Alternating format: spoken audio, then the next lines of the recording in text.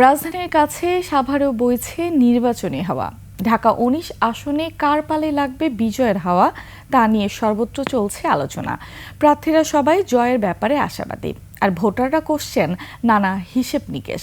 সাভার প্রতিনিধি শাহেদ জুয়েলের তথ্যচিত্রে ডেস্ক রিপোর্ট।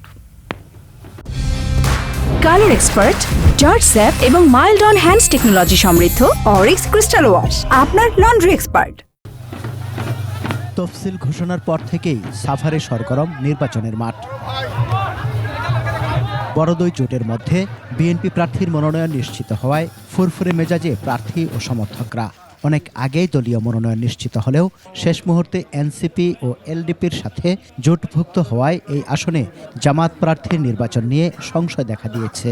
যে দেশের জন্য ভালো কাজ করব, রাস্তাঘাটে সুরক্ষিত করব, রাস্তাঘাট ভালো মতো যাতে আমরা চলাফেরা করতে পারি সেই দিকে দেখব। যে প্রার্থী আসুক না কেন যাতে নারীদের নিয়ে কাজ করতে পারে। নির্বাচনে জয়ের ব্যাপারে আমরা 100% আশাবাদী। ডাক্তার মোহাম্মদ সালাউদ্দিন বাবুর ব্যাপারে, ধানের শীষের ব্যাপারে।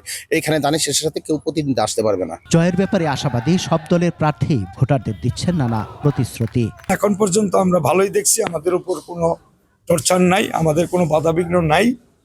পরবর্তীতে কি অবস্থা হয় সেটা আমরা অপেক্ষা করব। আপনারা অপেক্ষা করেন, দেখেন কি অবস্থা হয়।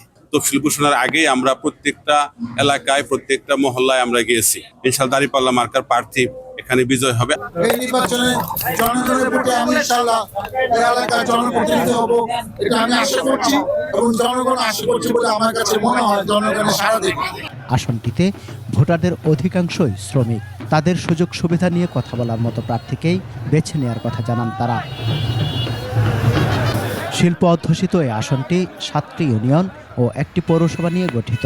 ভোটার সংখ্যা প্রায় 7.5 লাখ, নারী ও পুরুষ ভোটার প্রায় সমান। সমার ইসলাম, 21 টেলিভিশন।